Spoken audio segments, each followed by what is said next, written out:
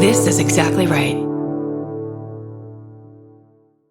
Capture your favorite summer feeling with Pandora Jewelry. Discover a collection inspired by the sunshine, freedom, and moments that make the season unforgettable. From sun-kissed metals to personalized pieces ready to be engraved with your summer mantra. Each design moves with you from beach days to golden nights and every memory in between. Shop Pandora Jewelry's new summer collection in-store or online at pandora.net and let your summer unfold. Goodbye. The Hulu original series Furious is coming to Hulu and Hulu on Disney Plus on July 27th. Starring Emmy Rossum as Alice Black, Furious follows a rookie FBI agent on the hunt for Catherine, played by Lola Pettigrew, a mysterious and calculating female serial killer. While Alice upholds justice, Catherine kills for it, terrorizing the rich and powerful men of New York in her pursuit of vengeance. With secrets that change everything, Alice discovers there's a thin line between hunter and prey. Watch the Hulu original series Furious on July 27th. Streaming on Hulu and Hulu on Disney Plus for bundle subscribers. Terms apply. Goodbye.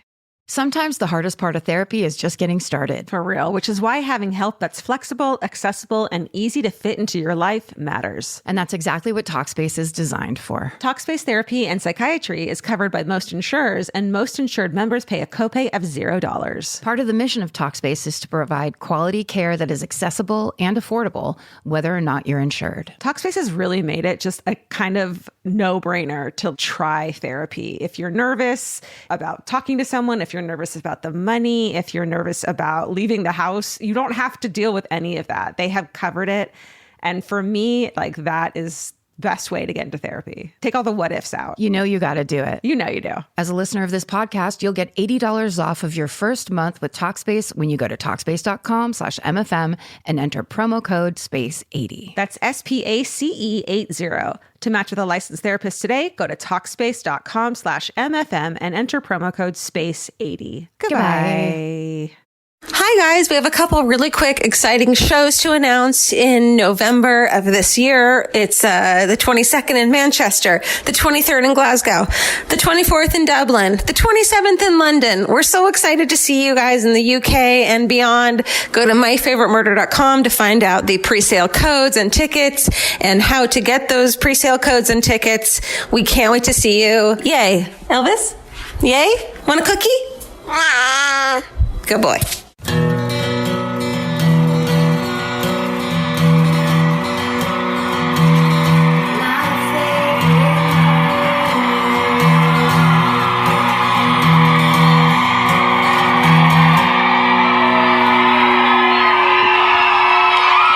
What's up, Milwaukee? Oh, I totally forgot I had this on for a minute. Okay. Check this shit out. Karen in Georgia, on behalf of the state of Wisconsin, we would like to pronounce you Queens of the Cheese Factory of Athens.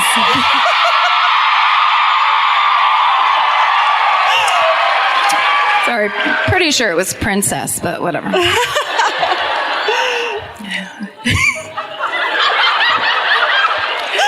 the best thing I've ever seen. You were the last one. Did she not know that everyone else was sitting down? Oh, no. She didn't know everybody else sat down. God bless your heart. She was just, yes. Oh, shit. She was just showing off that she was in the front row. I can't see behind me. Like, what? Wait, we're only halfway through the note.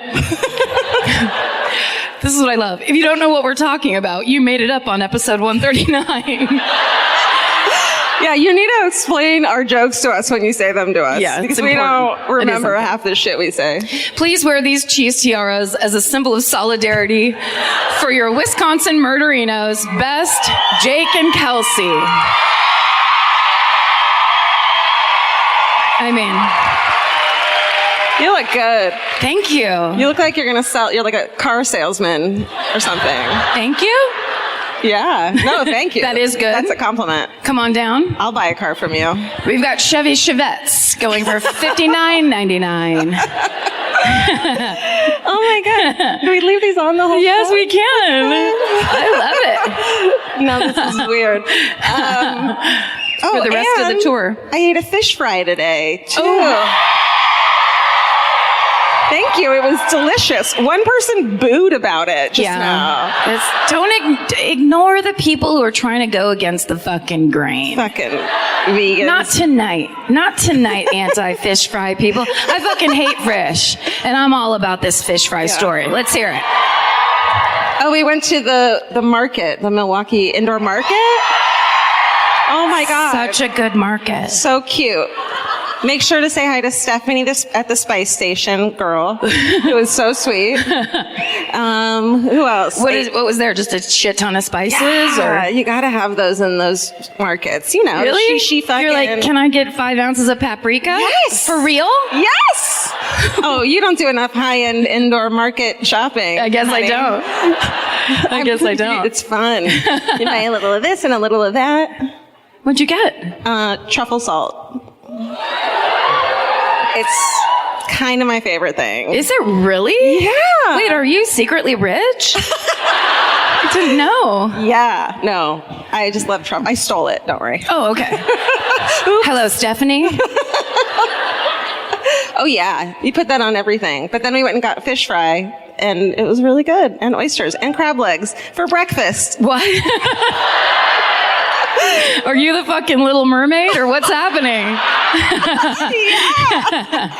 Whole crab. Well, I stayed in my room all day, and I didn't know how time was passing. And when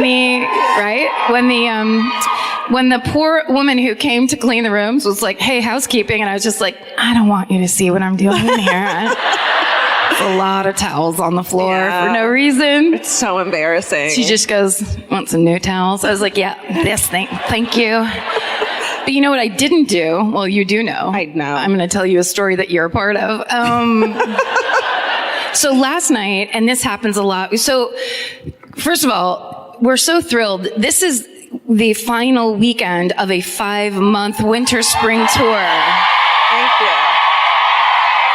In case you don't know how to count, that's 2 different seasons of the year that we've been touring. Yeah, half a year, some would call it. That we've been coming to see everybody. And it's, of course, been amazing, but we also are very excited that this is the last one. We're very, very excited to be here for lots of reasons. So, as I was saying last night, you know, as that progresses, you get a little bit, I get a little bit more fucked up and unwound and like a little crazier when I'm like, look what I brought. And I look down and it's like, this time I didn't bring any pajamas of any nightwear of any kind. Me neither. But there's like 7 choices of jeans, which I never wear, will not wear, but I can if I want to. In the room that I never leave. So I should just bring like a kimono and just get real with myself. Just be up in that bed. Anyway, what I realized last night, thank you, before right as I was getting into the shower, is the one toiletry item I forgot to bring was shampoo. And so I was like halfway in and then I came back out and then I went to get the hotel shampoo because they have it all lined up, right? There's like 4 things. And as I look down, it's like body wash, body lotion, conditioner. And I'm like, fuck! No!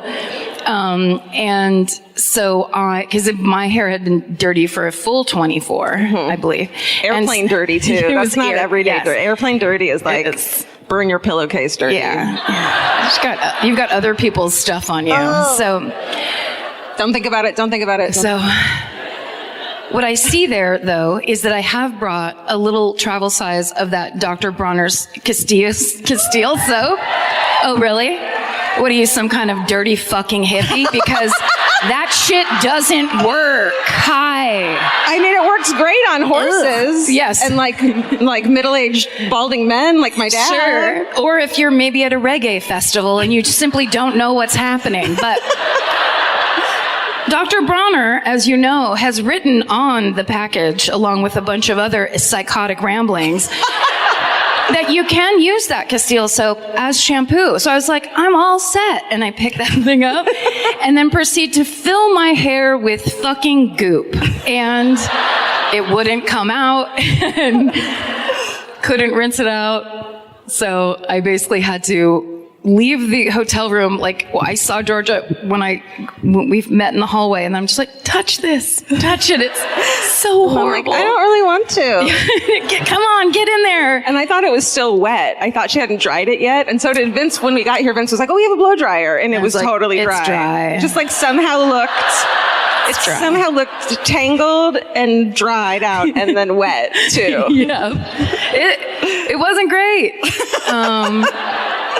But then tonight I realized that maybe Georgia lent me half of her, and I'm not even joking, Madison Reed shampoo. Promo code murder! Listen, I stick with my word. That's my right. word is my shampoo. She fucking means it. We have article furniture, and we use Madison Reed. Away suitcases. We like free shit. We really as much love as free the shit. next guy. That's what it is. It's a brag, and it's also the best.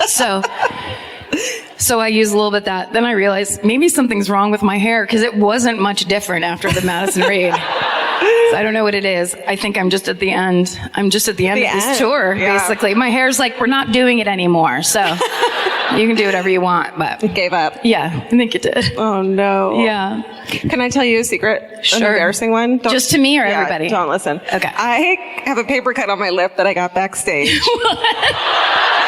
Because I was eating beef jerky and I got it stuck in my teeth. So I went to get it out with my murder. And it ripped my lip. Guys. That hurts. It's not the best way to get food out of your teeth, it turns out. And I carry fucking toothpicks everywhere I go. Instead, I'm like, paper cut. It's fun. It's fun. You know what else?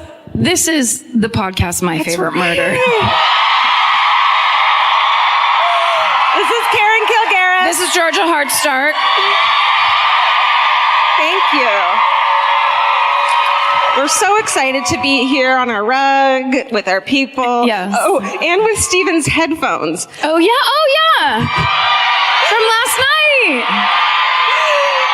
Some lovely person named Nicole, I think, made us a knitted Steven that complete with the headphones around its shoulders, which Steven always has. And then they fell off, but they're still here. How cute is that? Good. Should we sit down? Oh, yeah. Yeah, let's do it. Okay. These chairs are worthy of our cheese crowns, I just want to say. These are cheese thrones? Correct me if I'm wrong, because I've never seen a fucking episode. These are Game of Thrones chairs? No. Sorry. These are more Downton Abbey style. Oh, yeah. Early Victorian? It's, still the same. It's the same era. Heavy It's as the same historical era. Oh. See? Let's see. That's it. You're good. No, it's good. It's good. How's mine? Very, yours is good. My bangs are expertly covering one of the biggest zits I've ever had on my forehead. It's kind of like not a zit if your fucking hair covers it. It's the best. I feel like I cheated my hormones. That's right. It's the same as, it's not a zit if you just put some eyeliner on it and make it into a beauty mark. I highly recommend that one, because certain things happen when you have a beauty mark right on your face that you don't realize could happen when you don't have one. I'm just saying, open up a little. You know, beauty mark girls, and they're fucking slutty. No, I'm just kidding. I don't know. I don't really know. All I know is every time I've done it, at some point in the evening, I was so drunk that I smeared my own beauty mark. And it's just like, that poor girl has mascara on her upper lip. That's what an alcoholic she is. And a zit. She has mascara. Oh, and a zit under it. What's happening? What the fuck? Is she okay? Oh, you want to tell them about the podcast? Oh, yes. No one needs to know this in here, I'm sure. But just in case, there's always a few stragglers. There's always a few dazzle-faced husbands that we see after the show that are just like, I don't know what she's doing, and I don't know why she's doing it with you now, but... Or bosses that are like, can I fire her for this? Or friends that are like, I can't stop being friends with her now. Yeah. But...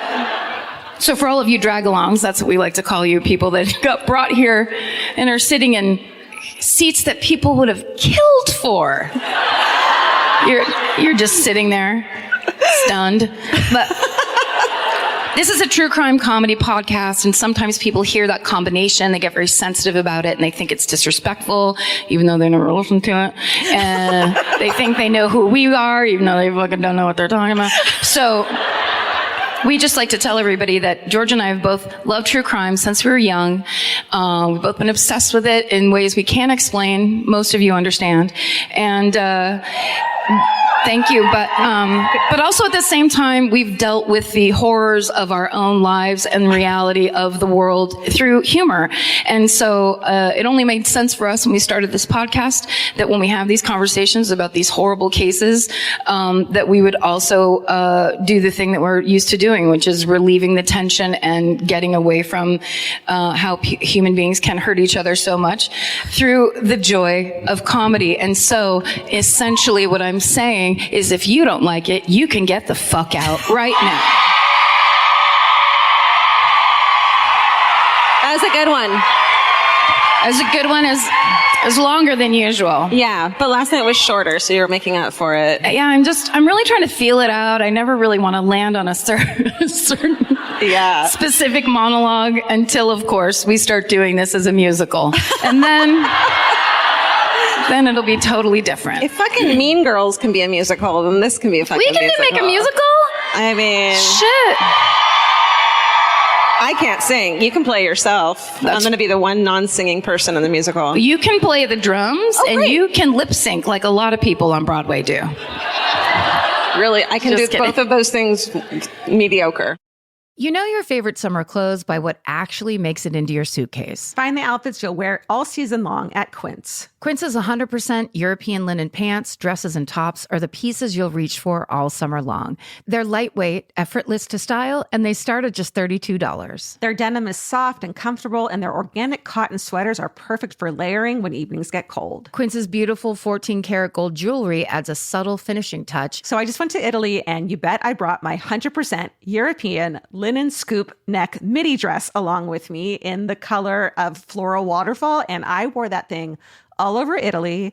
It was like the perfect day to night. It just looked so pretty, and I felt like I looked sophisticated while still being comfortable. Make your summer wardrobe feel easier. Head to quince.com/MFM for free shipping and 365-day returns. Go to QUINCE.com/MFM for free shipping and 365-day returns. Quince.com/MFM. Goodbye. Every piece of furniture you own has a story. Sometimes it's an heirloom, and sometimes it came with the house because it was too heavy to move. If you're ready to start a new chapter with your home decor, there's Article. Article makes it effortless to create a stylish, long-lasting home at an unbeatable price. They take great care in curating their collection, focusing on pieces that stand the test of time. We've talked about Article for a long time.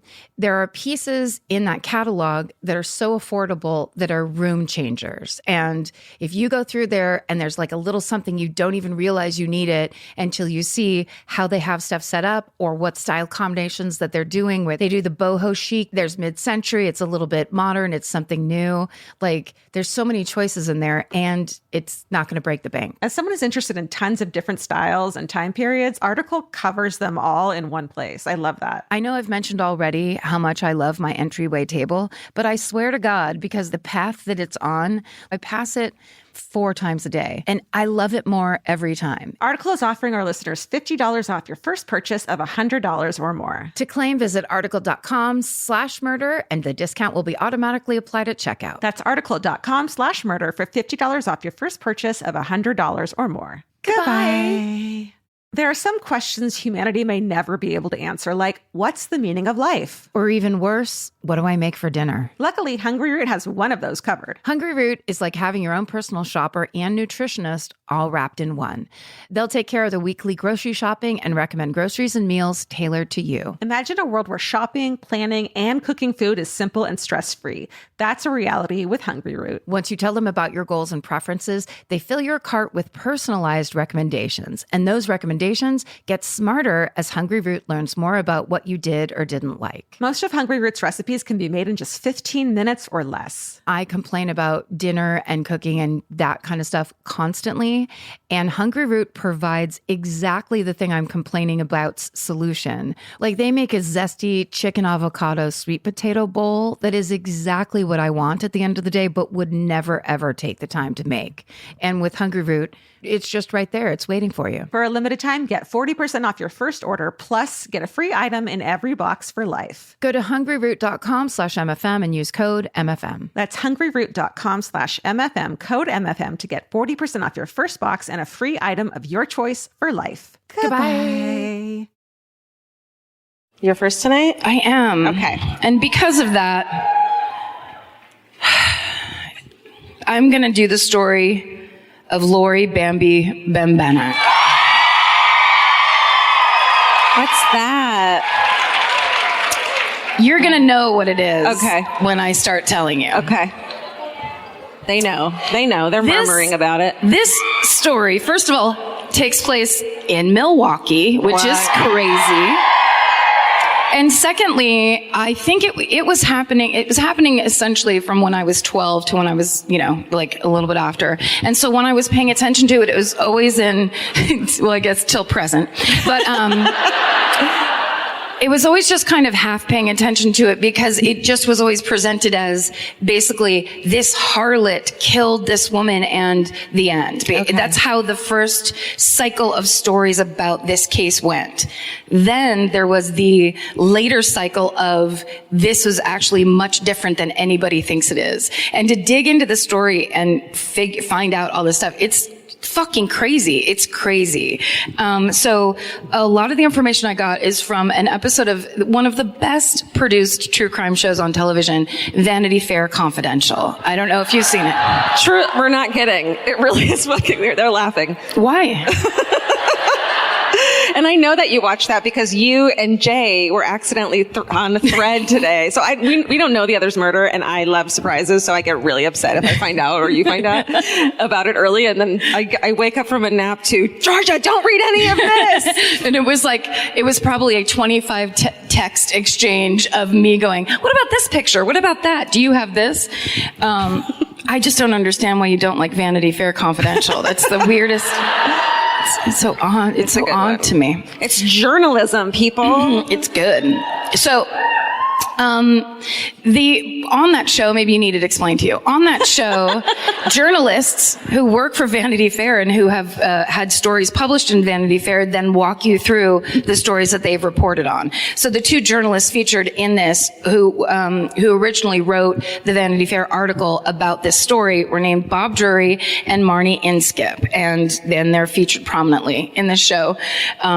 So let's get into it. At about 12:15 a.m. on May 28th, 1981, an intruder enters the Milwaukee home of Christine Schultz. They blindfold her, bind her hands with clothesline, gag her with a blue bandana, and then shoot her in the back with a .38 caliber pistol. The bullet pierces Christine's heart and kills her. Oh my God. Yeah. I don't know this one yet. Yeah. We're just getting right into it. Okay. This is Christine Schultz. Oh. Her sons, 11-year-old Sean and 7-year-old Shannon, are at home. They hear what they think is a firecracker. They get up, they run to their mom's room and find her laying there, bloody. God. Horrible. So Sean calls a family friend and says somebody broke into our house because he actually saw the person in the hallway, and says that the person was wearing a green jogging suit, was about 6 feet tall, was wearing a wig that was maybe red or maybe blonde. And then, of course, the police are called. So 30-year-old Christine is a single mother. She'd just been divorced 6 months earlier, and her ex-husband, Fred Schultz, was a detective with the Milwaukee Police Department. Oh, shit. Yeah. Okay.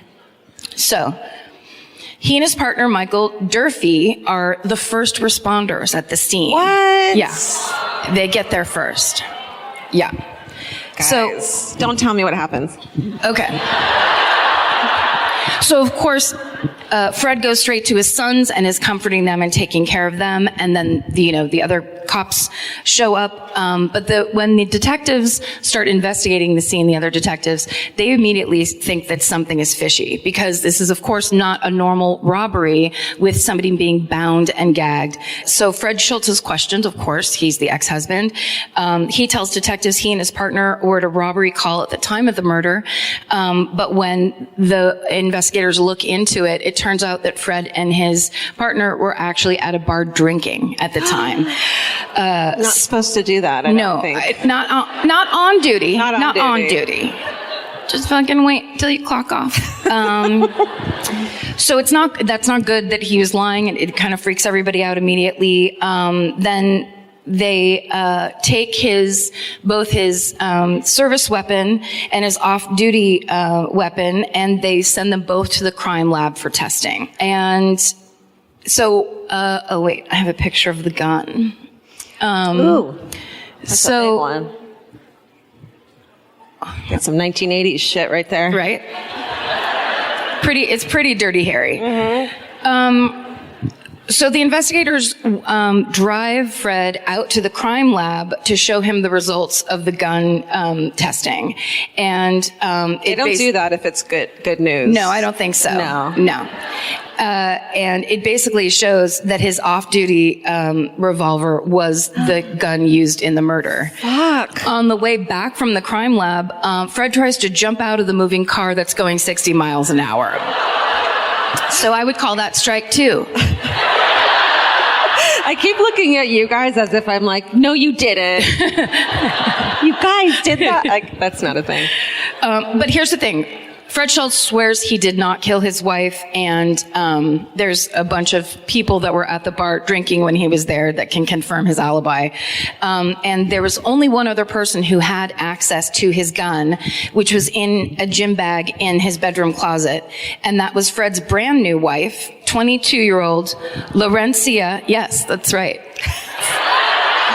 You were just doing a little marriage math there, weren't you?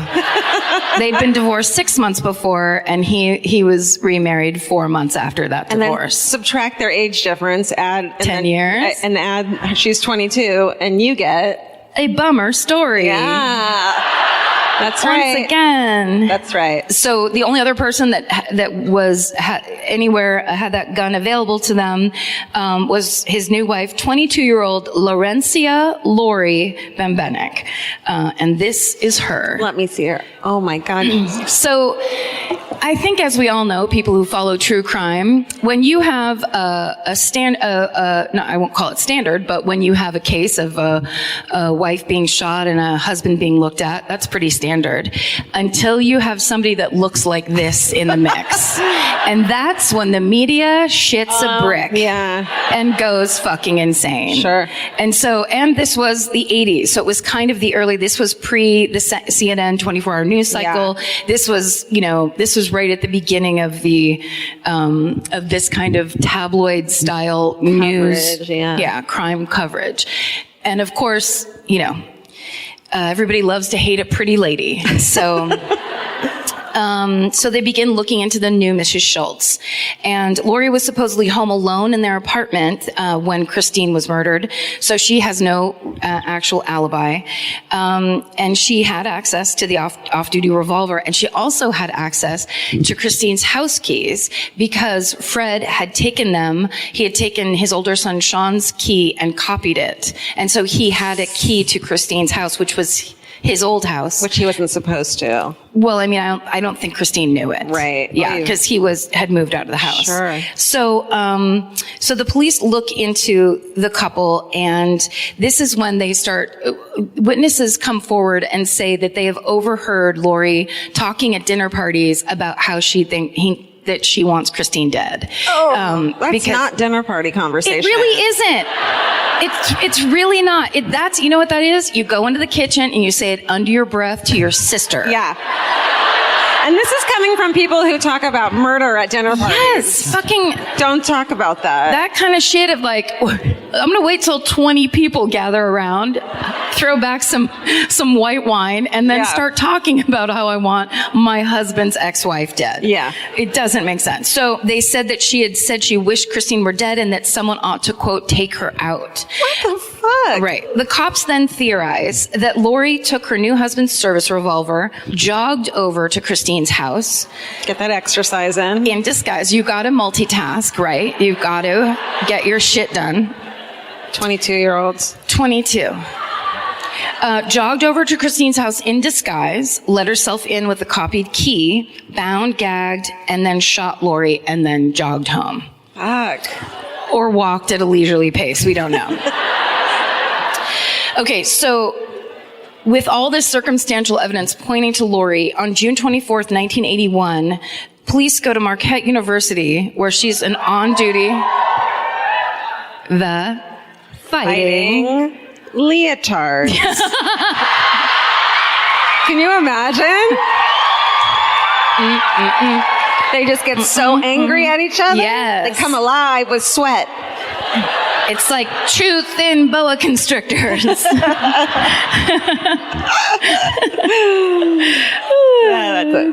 I don't want that game to die. I just don't want it to. Okay, she is on duty there as a public safety officer, and she had been a police officer in the Milwaukee Police Department for a couple months, and then she got fired because she went to a concert, and according to her, her friends started smoking pot, and they got caught, and then she got busted for it, and because of that, she was fired.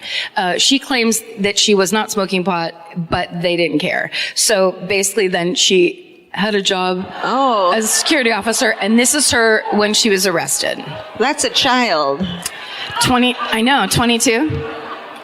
That is a child. Okay. Oops. So Laurie's released on bail while she awaits trial. In November 1981, while she's out on bail, she and Fred marry for a second time because they had been informed that you can't get married if you've just been divorced. Like, you can't get remarried within 6 months. What? So that's...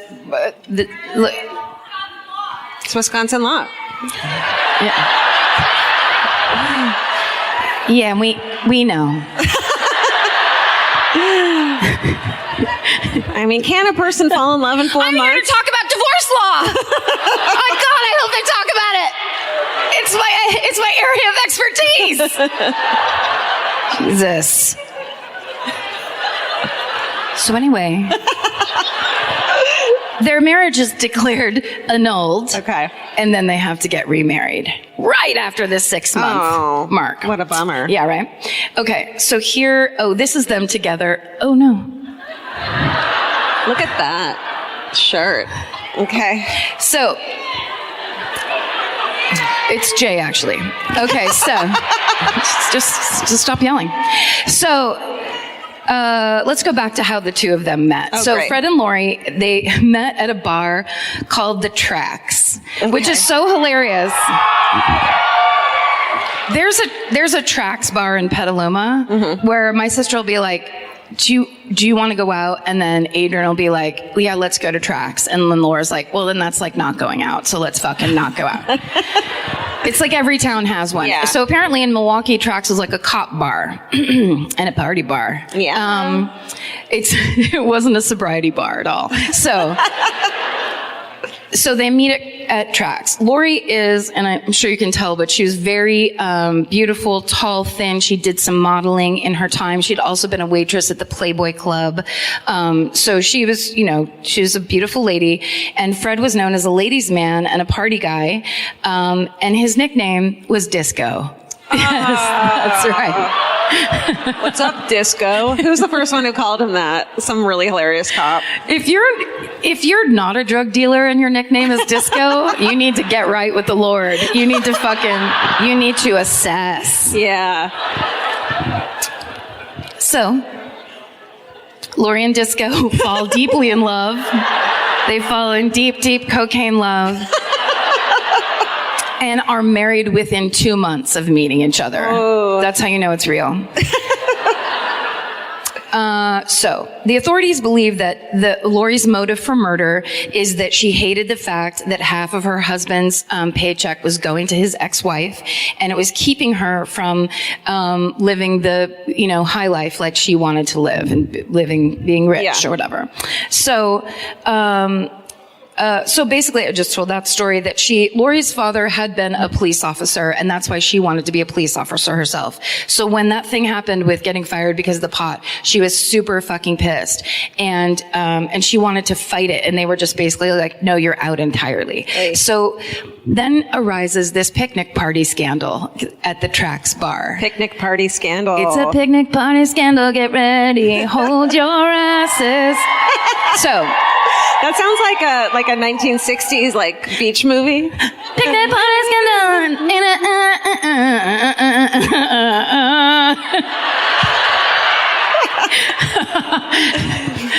It's the end of the tour when I just can't even make up the dumbest lyrics. I just can't even do my usual terrible lyrics. Okay.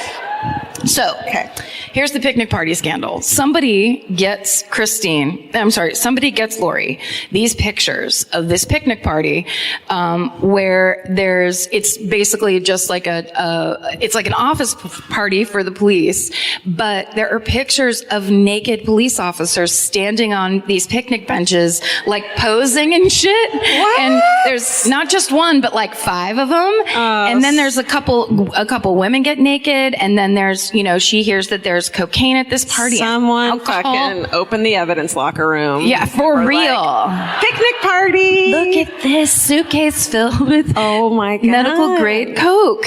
So the picnic party got crazy. Someone got Laurie the pictures from the picnic party, and she fucking went to internal affairs and said, "I would like to file a report because I got fired for allegedly smoking pot. Oh. So what are you going to do to these guys?" Shit. Kind of, but the problem Your heart is in the right place. It's not. Well, the fight was in the right place, but I don't know how much you want to go up against an entire police department. I don't know. Especially a naked one. Addicted to coke in 1981 as a 22-year-old woman. Not easy. Of course, the Milwaukee police takes no official action, but the Justice Department gets wind of this and they open a file. And there's actually then an accusation that what really happened behind Laurie's firing was that the Milwaukee Police Department was taking money to hire women and minorities, and then they would just hire them, take the money, and immediately fire them. That was the accusation. It was never proven. Okay. Dead rats and begin appearing on the windshield of Laurie's car, and the car also starts getting keyed all the time. Which one's worse? Dead rats. But dead rats aren't permanent. You can just turn on those windshield wipers and peel out.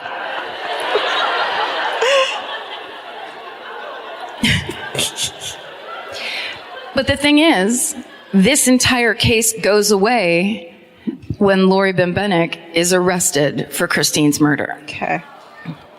Oh. A coincidence? I don't think so. But I don't know, actually. So, once she's arrested, and then the reporters and the media find out that she used to be a Playboy club waitress and a model, they go crazy, and that's when she is given the nickname Bambi. This entire fucking time, I thought her real name was Bambi. Yeah. This entire time. Bambi and disco? Right? Boom. Okay. Oh, this is the picture. When she appears in court, her appearance is what takes center stage. It's all anybody talks about, and it actually turns this case into an international news sensation. So, she's a tall model blonde sitting there going, "I didn't kill my husband's ex-wife." It's what they dream of in newspapers. That's her actually holding the gun. Yeah.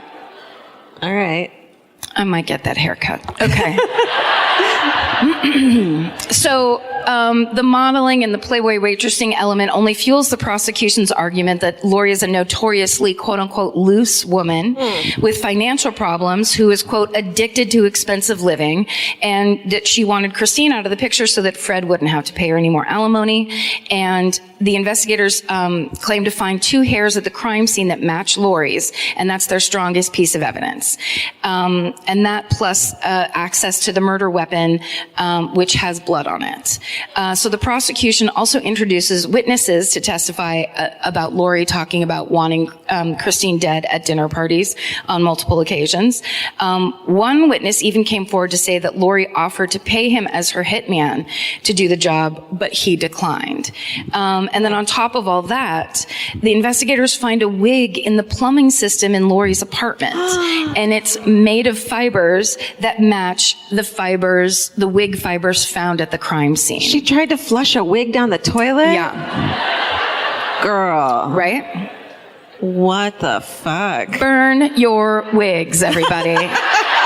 If you walk away with anything tonight, burn your crime wig.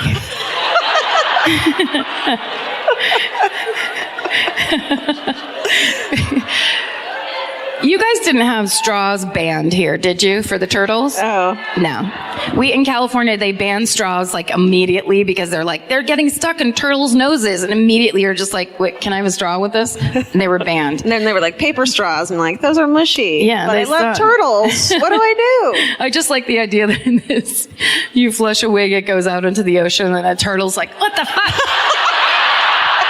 Wait a second. Hold on.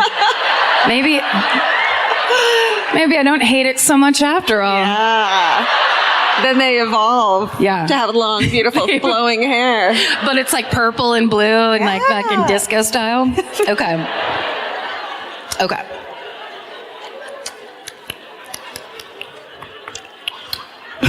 There it is. Okay. They also bring in a local boutique worker as a witness who says that Laurie came into the shop to purchase a wig shortly before the murder. So despite all this evidence, Christine's son, Sean, the 11-year-old who called the friend, the older son, he states he does not believe the intruder is Laurie. Wow. And when I read that, I was just like, oh, that's so sad and weird. Until... What no one knows is that at the time, the reason Christine Schultz had filed for divorce against Fred is because she'd had to call the cops on him several times for battery. And there are police reports that back this up. And once the marriage had ended, she then started dating a different police officer. He was super pissed, and everybody knew it, that Christine was still living in the house that he had built, that she was getting half of his money, and now she was dating a coworker. And in this episode of Vanity Fair Confidential, Marnie Inskip, who's the other journalist, actually says, quote, "The title of our piece was Bambi framed, and there was no doubt in my mind that she was." What? Yes. So on March 9th, 1982, after 4 days of deliberation, the jury finds now 23-year-old Laurie Bembenek, that's her actual name, guilty of murder. She's sentenced to life in prison and is sent to Cheetah. Really? Wow. I thought I almost lost my crown. I highlighted it because I was going to ask someone how to pronounce it. And then I just did a bunch of makeup for a while. When she gets to jail, she gets a note from Fred, and all it says is, "Goodbye, good luck." In prison. In Priz. Oy. Night 1. Oh, here's my husband wrote me a letter. I'm going to feel so much Put that under my pillow, and night. Good night. Good luck. What does that mean? So creepy. So creepy. Good luck. Yeah. In jail. And about a year later, he sent her another letter saying that he's moving to Florida, allegedly, to live with a 19-year-old girl. So they're granted their divorce on June 19th, 1984. And this is around the same time that Fred, who in the beginning, right after her arrest, was saying there's no way she could have done it. A year later, he's telling everyone that Laurie is guilty as sin. Fuck. Because fucking Disco Freddy betrays all. Oh, shit.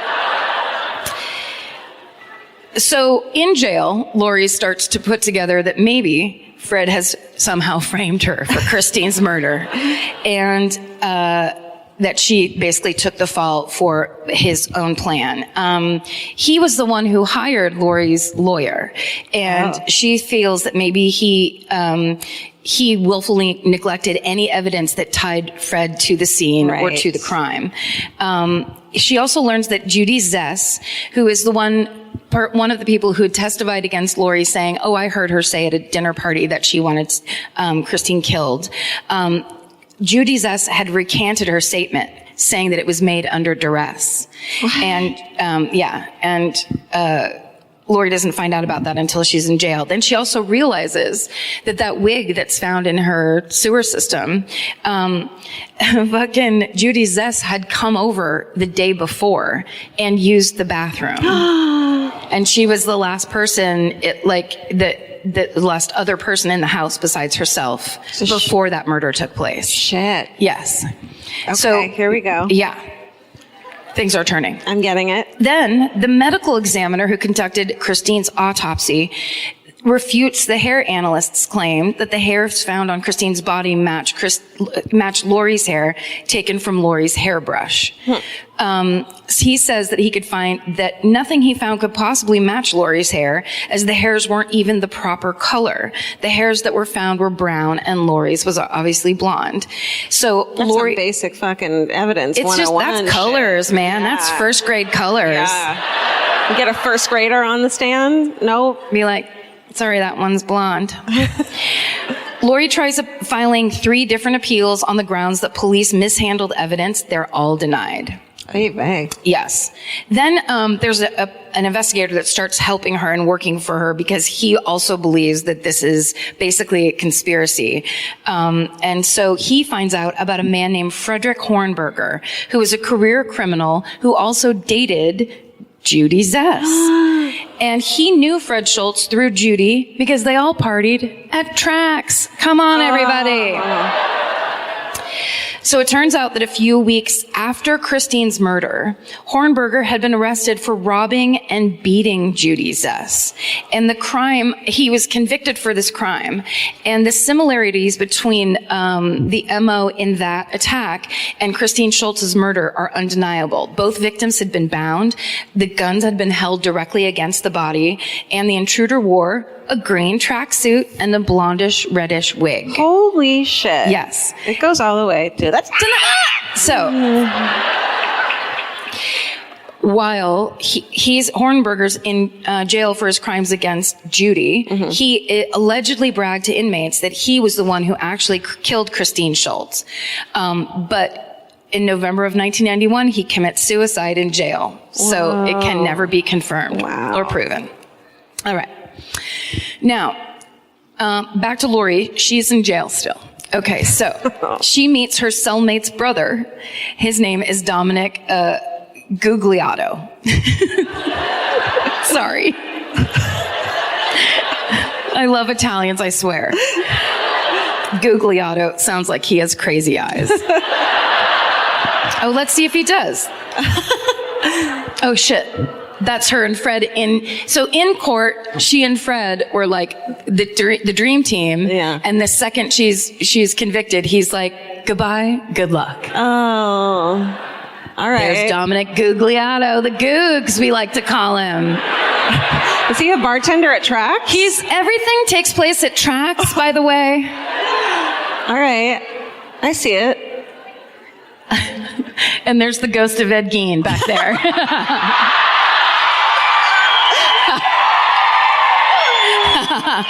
Good one. Thanks. I love riffing. Okay.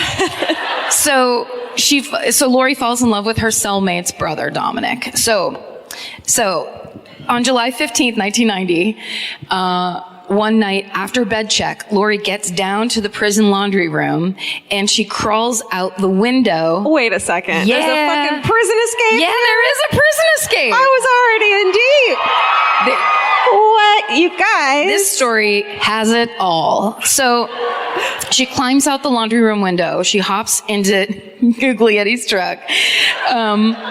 And they drive off. He actually, in that episode, he describes watching her basically throw a leather belt around one arm and like haul herself over the fucking razor wire on top of the thing. Yeah. And he's like, I love her. I fucking love, look how, first of all, she's crazy hot and tall. Yeah. And then she doesn't give a fuck about razor wire. It's like the perfect woman. Future wife.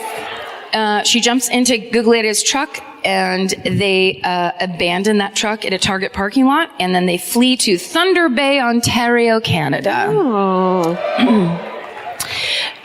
So, meanwhile, back in the States, once they figure out she's escaped from jail, everybody goes fucking nuts.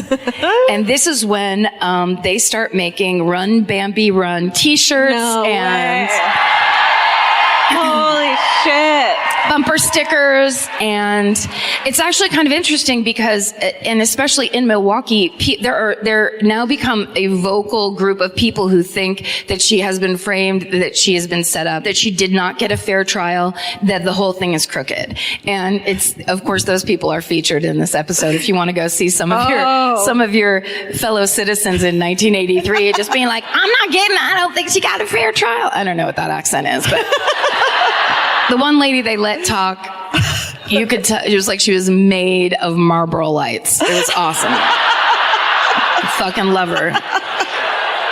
It's like, from her throat up through her hair, she was just like, I don't think she got a fair trial. Okay. So, it's so good. Love it. Also, this was back to when people no one thought about it. You know what I mean? It was just like, people are just like, oh yeah, she ran. Make some bumper stickers. Like, let's just get in on this shit. And then use Scotch tape. It's not even real. It's not even a bumper sticker. Well, here's the thing. That's a fucking murderino, because they're like, oh, they're going to catch her pretty soon. We need to take that off. I'm not fucking up my station wagon back window. Yeah. That's the equivalent of like taking down an Instagram post. Never happened. Yep. Pew. Goodbye. Or someone's like, that's really tasteless. Oh, you're right. Sorry. I just was having fun. Someone was selling it in front of the courthouse. Okay, so they make it to Canada, as I say. They're hiding up there. Laurie gets a job as a waitress and a fitness instructor. Hey, lay low. I know. No one can. Yeah. She starts telling everybody her name is Jennifer Gazana. Okay. That's fun. And they successfully dodge authorities for 3 months. Oh, that's it. But of course, back here, she's this folk hero that everyone's talking about, and they do an America's Most Wanted on the whole case. Yes. You fucked. Right? So, an American tourist is up in Thunder Bay to watch the thunder and get some good times. They recognize Laurie as she's waitressing, and October 17th, 1990, Laurie and Bembenek are both caught and arrested. So there's her being arrested in Canada. But I have mousy brown hair now. Oh man, She's like, if I just wear beige, no one will see me again. Try to be less tall, Laurie. Okay. So, a month after they're arrested, Bembenek is deported back to the United States, but Laurie seeks to remain in Canada as a refugee, telling Canadian authorities that she's the victim of a conspiracy between Milwaukee police and the judicial system of Wisconsin. Wow. And they are sympathetic to her story once they look at all these facts. And Canada refuses to extradite her. Wow. Right? Unless Wisconsin authorities grant her a judicial review of her case. Canadians are so nice. They're so nice. I And they're really soft-spoken, Yeah. but they love justice. So the American authorities end up agreeing to the terms, and Laurie ends up getting a retrial. Amazing. Yes. Okay. So on April 22nd, 1991, Laurie voluntarily goes back to the United States. Her trial is held December 9th, 1992. She pleads no contest to a second-degree murder conviction, and the first-degree murder conviction is vacated. And she gets a 20-year sentence, which is commuted to time served, and she's released 3 hours after her sentencing, having already served 10 years in prison. What the fuck? Yeah. Oh, here's her after she's released. Oh. Love the hair. Okay. You know what? She's a spring, she's a winter, she's a fall. She can have any color hair she wants. She's one of the lucky ones. So, okay, you keep going. Here we go. All right. Now free, Laurie writes a book about her saga called Woman on Trial. There's a quote, I saw a picture of the book, and there's a quote from Diane Sawyer on the cover calling it, quote, the most glamorous murder case of the century. Guys. Diane, that's tasteless. Diane, how dare you? And that's coming from us. There was a TV movie called Woman on the Run starring Tatum O'Neal. Yes. And it's very sympathetic to Laurie's side, portraying her as the victim of a mishandled case. In 1996, Laurie moves to Washington State to be near her ailing parents. Her father has cancer, and she wants to be near the family. She does remarry. She tries to move on with her life. But she, of course, has a hard time. She has a drinking problem, and so she runs into a bunch of problems with that. In 2003, she agrees to appear on Dr. Phil. So basically, the show comes to her and says, we'll give you $20,000 to pay for DNA testing on any case evidence that they still have if you agree to stay down here, and whatever the results of the test are, you come on to the show. Oh, man. Yeah. So basically they were like, we're going to put you up in this apartment here in LA. We're going to go get the testing done, and then you have to find out the results basically on the show. Oh, my God. Yeah. So they put her up in this apartment, and she later claims that she was under 24-hour surveillance. And she says because of that, it triggered her PTSD from her years of being incarcerated. So she goes ahead and ties the bed sheets together, throws them out the window, and then tries to climb down out of the window. She falls, she claims that she fell 2 stories, cut an artery in her foot, and then later her foot had to be amputated. What the fuck? Yes. Never fucking heard any one of these little pieces. I know. Holy shit. Now, just to be fair, on the other side, the producers from Dr. Phil say, Laurie was always allowed to leave that apartment. She could have walked right through the front door. And also, the apartment was on the first floor. I don't know how to feel yet, though, because if she didn't do it, oh my God, my heart's breaking. I know. Did she not? Do we think she didn't? Okay, I'm gonna let you keep going. In the following years, Laurie falls on hard times and develops a bad drinking habit. I said that already. And on November 20th, 2010, she passes away in Portland, Oregon from liver and kidney failure at 52 years old. Oh, honey. And at the end of this Vanity Fair Confidential, which I love and you for some reason fucking hate, but I think you're wrong, and I think you should try it. At the end of that story, the female journalist, now I'm going to call her Mamrie, like our friend, but that's not her name. Inskip. Her last name's Inskip. Okay. Marnie Inskip. Thank you. Was it really there? Uh-huh. It was, she is, Marnie Inskip, who knows this case back and forth and every fact in it, says she doesn't know what actually happened. She doesn't know who really killed Christine Schultz, and she's not sure if anyone ever will. And that's how the fucking episode ends. But I have a personal theory that Fred Schultz had her killed by Hornberger. It seems pretty fucking obvious, although who am I to say? And that is the unsatisfying and awful story of Laurie Bembenek and the murder of Christine Schultz. Holy Holy shit. Isn't that nuts? Crazy? Nuts! Beyond crazy. So, okay. What happened to him? Where'd he go? What happened? I tried to look it up, and here's the thing. When you look up Fred Schultz obituary, a bunch of dudes come up. There's also somebody, I don't think he's dead, but there's somebody who's really made a name for himself in the paintball community that's named Fred Schultz. Oh, so he dominates the first few pages of Google. I couldn't really suss out whether it was our guy or he went to Florida and then he was like, you know what I love? Paintball. Shooting. I love shooting things. Yeah. So I don't know. That was a wild ride. Yeah. That was amazing. Crazy? I don't know how I'm supposed to fucking follow that. Let's just end. No. Let's just go to tracks. Current you is trying to get through today. Future you would like it if you thought about tomorrow every once in a while. Now, both versions of you can work toward the same goal with Acorns. Acorns is a smart way to give your money a chance to grow. You can sign up in minutes and start automatically investing, even if it's your spare change. The Acorns potential screen shows you the power of compounding and how your money could grow over time.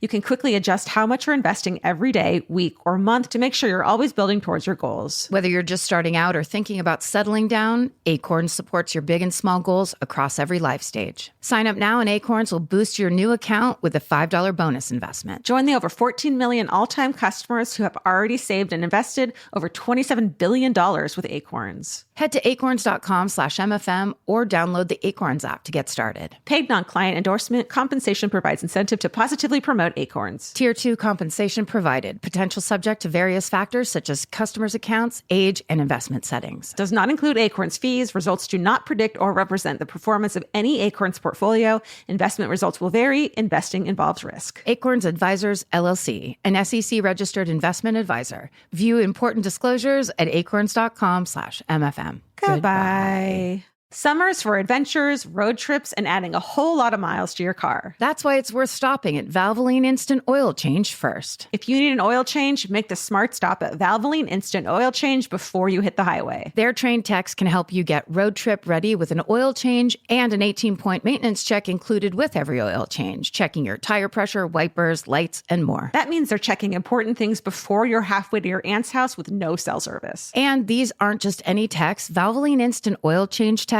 complete over 270 hours of training, so your car's in capable hands. The best part, you can stay in your car and you're in and out in about 15 minutes. So before your next long summer ride, pull into Valvoline Instant Oil Change. Valvoline Instant Oil Change. Change wisely. Goodbye. This podcast is brought to you by Squarespace. Every successful small business starts with someone saying, I wonder if people would actually buy this. Squarespace gives you everything you need to find out. From consultations to events and experiences, you can showcase your skills with a customizable website designed to attract clients and grow your business. With Squarespace's collection of cutting-edge design tools, anyone can build a beautiful, professional online presence that perfectly fits their brand or business. Get paid on time with professional invoices and online payments. Plus, streamline your workflow with built-in appointment scheduling and email marketing tools. Head to squarespace.com/murder for a free trial. And when you're ready to launch, use offer code MURDER to save 10% off your first purchase of a website or domain. Goodbye.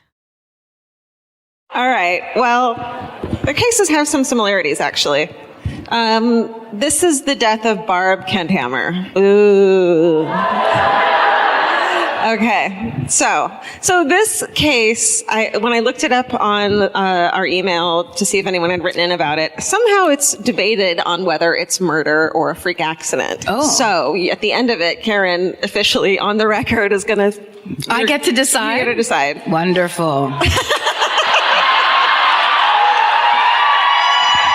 I promise to be fair and even-handed. Don't do it. Okay. I'll I got take this off then. A bunch of info from the La Crosse Tribune and Madison.com. Bunch of articles. Madison.org, more like. Am I right? It's just Madison jokes. Okay, let me tell you guys about a small town called West Salem in Wisconsin. They're all here tonight. Mm-hmm. 47-year-old Todd Kendhammer, he works on cars. He's like a generally handy dude, builds houses, this sort of thing. And he lives in West Salem with his wife of 25 years, 46-year-old Barbara Kendhammer. She goes by Barb. This is them. Okay. I know. Oh my God, they look normal. They must be normal, right? That's what I'm being led to believe. But I'm not making a judgment yet. Okay. I need to hear more facts. All right. So Barb also works in the lunch program at a local middle school. She's well liked by the children, everyone at the school, the community. Everyone loves her, and she's lovely and dedicated to her job. The couple met as teenagers, and they had been married 25 years. They had 2 grown children. Then here we are on September 16th, 2016. September 16, 2016, 911 dispatch from La Crosse County gets a call at 8:06 a.m. from Todd.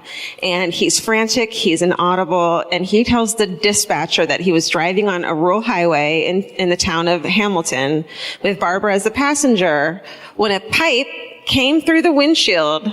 A pipe flew off an oncoming truck and went through the windshield and hit Barbara. And she's bleeding out of her nose and mouth. He's saying she's, can't feel a heartbeat. Please hurry. And the Generation Y played the 911 call. I don't like it. Yeah. But yay, Generation Y. Yes. Yes. Yay to them. Boo to 911 calls. Okay, what? Well, I was just going to ask, did it sound authentic to you? I don't know. Okay. This shit. I just had to ask. I'm building a case. Okay. Then no. Okay. Oh, okay. Okay. The first paramedic at the scene finds Todd kneeling over his wife. He had pulled her from the car and was doing CPR on the phone with the 911 dispatcher.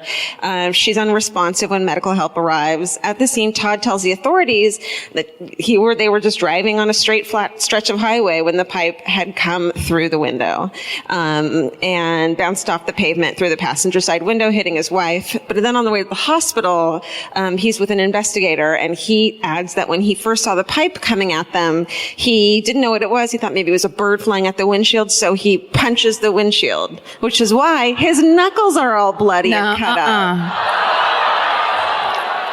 Excuse me. Go ahead. Okay. One time, we were driving down the 580 over by Livermore in California, and it was nighttime, and the truck in front of us had this, I would say a 10-foot aluminum ladder, and it bounced off the back of the truck in front of us, and we watched it. This was when I was still married, and my ex was like, he just reached over and goes, "Hold on." And we just had to wait to see if it was going to bounce into the windshield or under, and it fucking, thank God, went under the car. Holy shit. And so we just like, and then like kept driving, and then of course looked back and we're like watching it hit it was so crazy. Oh my God. I'm saying that I'm not going to take that into consideration. I will lay that aside. Yeah. And my bias of knowing how freeway debris can affect your life will not affect my judgment. You would be dismissed from the jury right now. If I told that story. Yeah. I also, Blaine Capatch, my old great friend who's the funniest stand-up comic there is, he one time when we all lived in San Francisco was driving with his girlfriend who was in the passenger seat, and this exact fucking same thing happened, except for it was like a 2x4 off a construction truck. What? And it came into the car and went right by her head.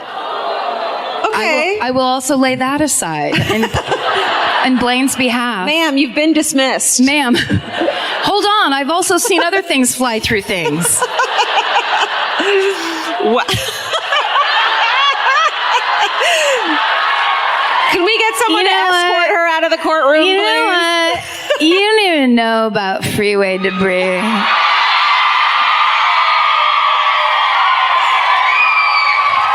Thank you. Thank you so much. Thank you for that. Thank you. So he punched the window is where we were at. Bullshit. Okay, let me show you a couple of pictures. So this is where the car stopped. He said he tried to turn around on a side road and then accidentally backed up into the fucking weeds or whatever. And then That's him at the Oh, scene. no. They hate his shirt. I'm sorry, that is a pretty good shirt, though. It's funny, and it's visual, and it makes you think, and it makes you laugh. And it's covered in blood. It's covered in your fucking wife's blood. And those are his hands. Punch the windshield. To like, whatever's coming through, his argument was he was like trying to stop it from coming through. Do we believe it? It simply doesn't work that way. So, blah, blah, blah, blah. I tried to punch it away. Yeah. So he says this is why he has injuries to his knuckles, and also that's why he has scratches on his neck and chest.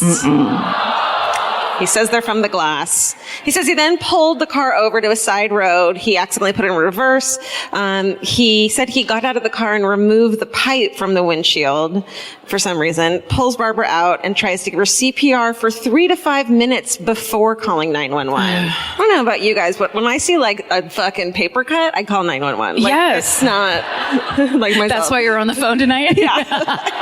Oh my God, help me. No, don't only call in an emergency, but go ahead and call in an emergency. Yeah. You know? Well, also, it's just 3 to 5 minutes when in an emergency situation Right. is the equivalent of real time 18 hours. Exactly. Like that's so long. Right. It's a long time. So then he calls 911 at 8:06 a.m. Sadly, Barb never regains consciousness, and she's declared brain dead at 5:02 p.m. the next day. It's very sad. When police investigate, they find a shit ton of inconsistencies. Me too. Yeah.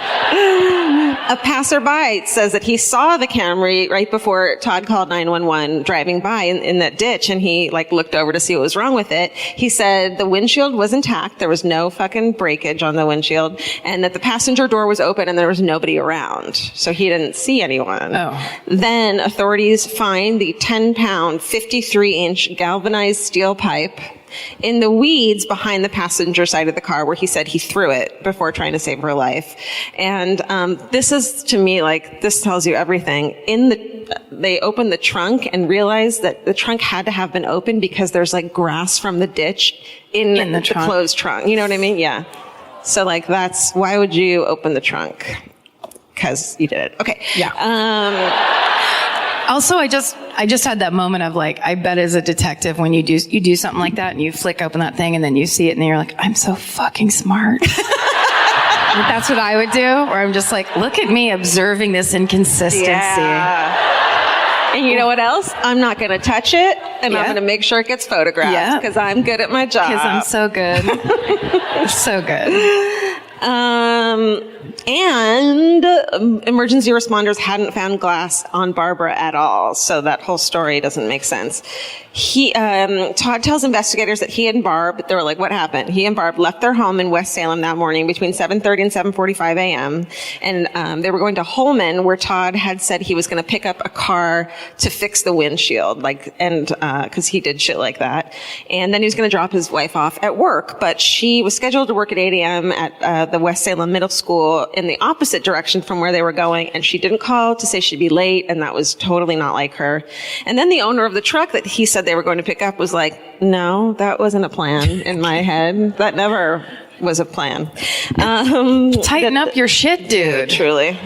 And then GPS showed that the couple's cell phone, that they had been at a neighbor's house, and it was just all over the place.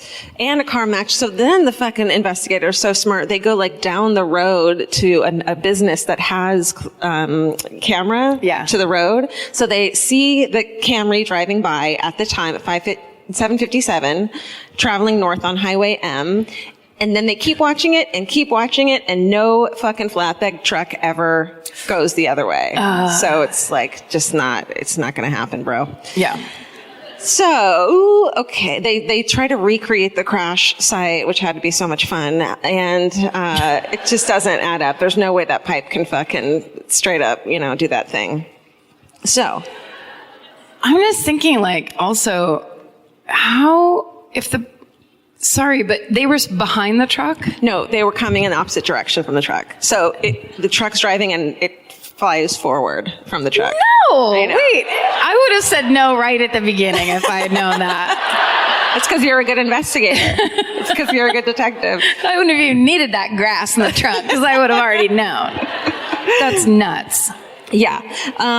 Also, broken glass was found in the Camry's gear shift, but could have only gotten to where it was if the car had been in park when the fucking window shattered. Mm-hmm. That's some good detective Another work. Amazing detect. Another one. And, yeah. So let's see. The medical examiner reports then comes in that it's fucked up. Okay. Barbara suffered extensive blunt impact injuries to her head and neck, inconsistent with her husband's account. She had cuts on the back of her head and a fracture to the back of her skull, and she had some, broken bones in her face and bleeding in her lips and bruises on her biceps. So. Let's see. And they get DNA out of her fingernails, and his DNA is under it. Oh my God. Yeah. I mean, you can't argue with that. So, and then there's blood stains around the passenger side of the seat. So it looks like he had been hitting her in the car. And also there's no, glass in the windshield. There's no windshield glass in the door pocket, where you put your tissues or whatever. Yeah. So, right? I like to line up empty Starbucks cups down there to see how long I can go. I like to put tissues over there, so I have to, when I need them, they're too far away for me to grab. Just so you can suffer a little bit? Yeah, that's what I like to right. do. So there's no glass in there, meaning the door was open, so he probably got out of the car, pulled her out, and then put and then opened the trunk to get the pipe out. Oh, right. Which is why the trunk had been opened, and then stuck it through the windshield. And there was no blood on the fucking pipe either. This guy's bad at it. Yeah. He's bad at it. Yeah. Okay. And now I don't like his shirt. Let's see. So, okay. And then there's also orange soil and sand on the pipe and in the trunk, showing that it had been in there. And the couple was getting their plumbing redone, and it totally looks just like a plumbing pipe. Do I have any more photos? Maybe. Nope, I do not. We all just went into the abyss just there. What? So then he's all weird, and it says he's jittery and emotional at the funeral home, but it's well, yeah. It's not that weird. You would be. You just did a terrible crime. Literally, you did it so terribly. Yeah. At the funeral, he makes arrangements. He wants her cremated. He's super forceful about it. He doesn't want anyone looking at her in the casket. And even the funeral director was to the cops, that's not normal. That was weird. This isn't. Look, I gotta say something. Yeah. And I hate talking, and people, but. Yeah. You gotta think that the funeral director's seen some fucked up shit. Yes. Except they're this dude over here. Yeah. That's not good. Red flag. Yeah. And then, but this is weird to me too. The couples, friends and family say they have no problems in the marriage. There's no history, that anyone knows of domestic abuse. But several of his former colleagues describe him as a, quote, snake in the grass and a, quote, chauvinist pig from hell. Oh, old school. Yeah.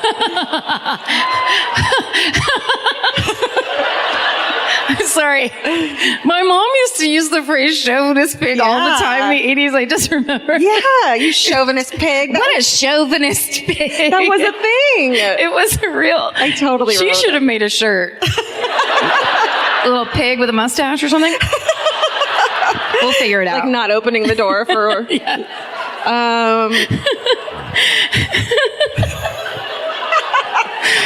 Chauvinist pig. It's still alive in Wisconsin, that phrase. Yeah. Good job, guys. God bless. God bless. So, 81 days after Barb's death, on December 7th, police arrest Todd for intentional homicide. He's bailed out because his family all thinks that he fucking didn't do it. It was an accident. His children, of course, don't want to believe it. They can't believe it. He's put under house arrest, and monitored by GPS. And, his trial starts a year later in December 2017. He testifies, offers multiple versions of what they were doing that day, why they were out where they were out, and it just doesn't really make sense. And then, let's see. but witnesses for the prosecution also debunk his story, and prosecutors argue the evidence shows that he beat his wife, then took the pipe from the trunk and drove it into the windshield while she was dying on the ground.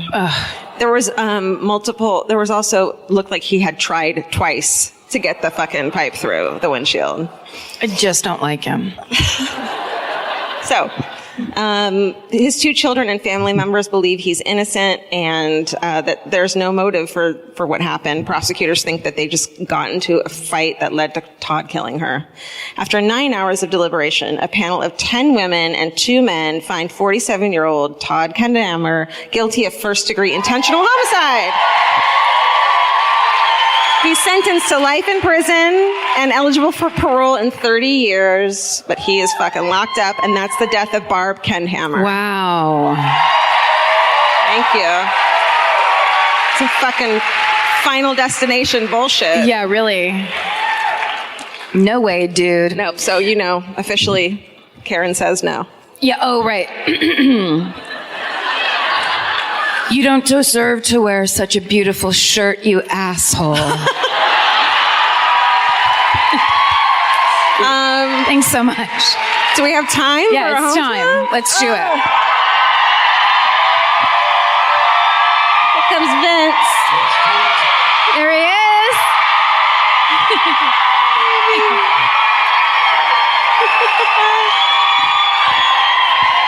Guys, the Bucks are up 16 with about 10 minutes to play. Okay. Good news.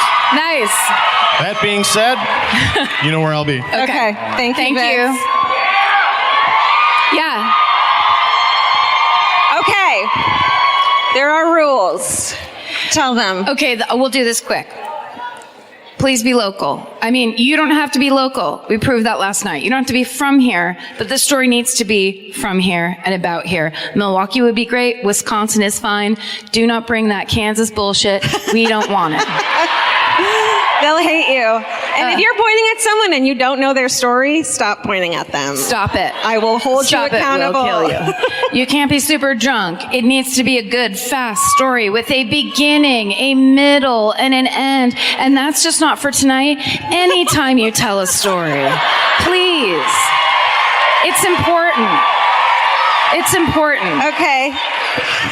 Now Georgia's gonna choose. Yeah, with the little, yeah. Sorry, I hate doing this so much. Maybe you shouldn't have yelled at her so much. I don't know. Oh yeah, she's got a jean vest on and I'm fucking digging it. Go that way to Vince. Yes. Yes. All right. This is just like the girl last night who brought her purse. Oh, yeah. I think it might be a Wisconsin thing. Milwaukee, you don't like leaving your purse even You with your won't friends. leave your bag back, even if it's all your friends sitting around it. Mm-mm. I got it. None of your business what's in my bag. We should give her one of these. Yes, right? Okay, for cool. sure. Okay, here she comes, everyone.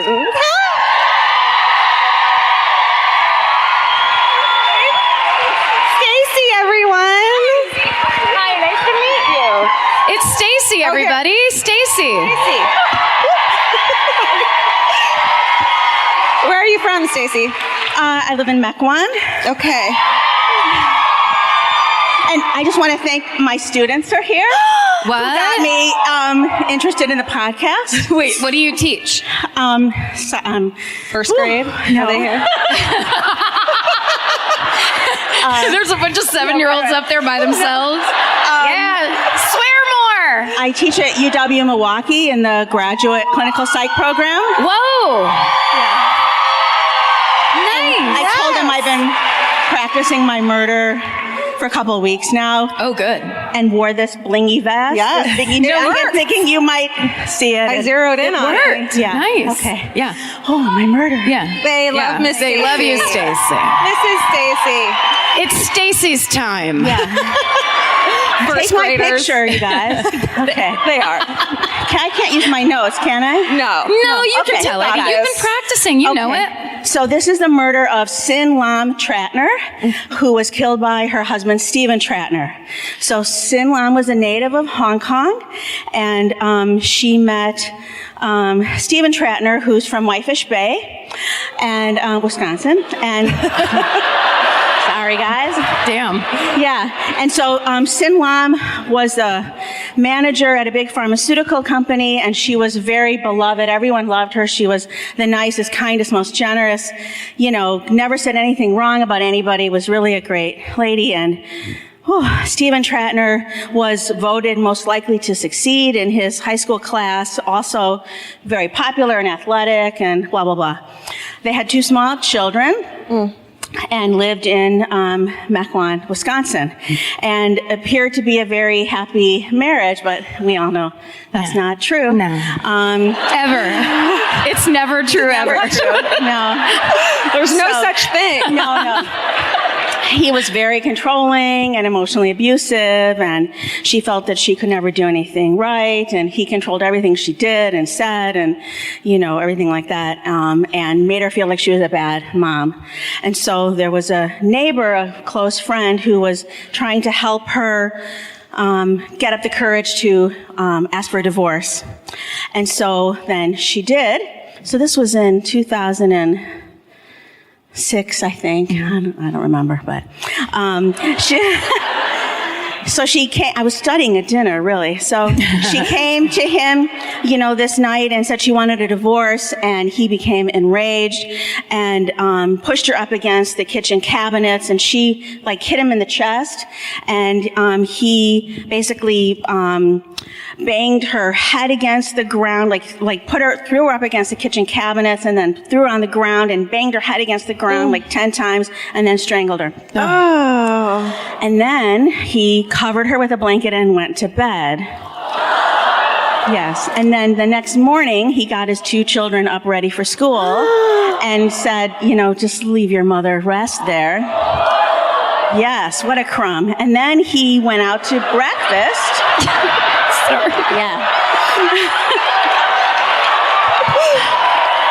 Yeah. It's true. No, it's true. Yeah. He is a fucking crumb. It's Yeah. true. It's true. Yes. Oh, I forgot something. Okay. He founded the Erin Hills Golf Course. Yes. Which is important because this was his life. He always wanted to have a golf course, and it ultimately was the site of the 2017 U.S. Open. Oh shit. Yes. Okay. So anyway, so he came home from lunch and called the police finally. Wow. So he was pled guilty to reckless homicide, received 35 years in jail, plus 10 supervised something or other because of how vicious the attack was. And then he tried to appeal after that 3 times, saying, it was self-defense because she hit him, and they were all denied. And so he ended up watching the U.S. Open from his jail cell. Oh wow. Amazing, Stacey. Oh, thank you.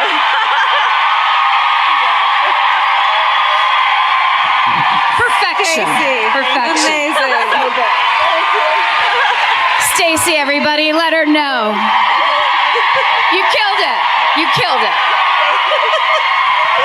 Yeah. That's how you do a hometown. If you don't think I'm not going to start calling people crumbs, you got another thing coming. Crumb, chauvinistic pig. And a chauvinist pig. It's our fucking word of the day. There's 3 of them. Wow, what a perfect fucking end to this beautiful 2-night run.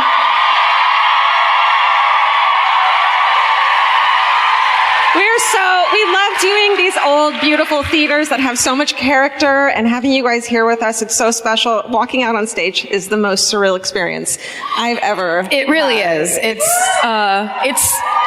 It's very, it's a dream come true. Yeah. And it's happening because you guys have mobilized and come together and created this community and supported us every step of the way. And it is such an amazing, beautiful thing to see.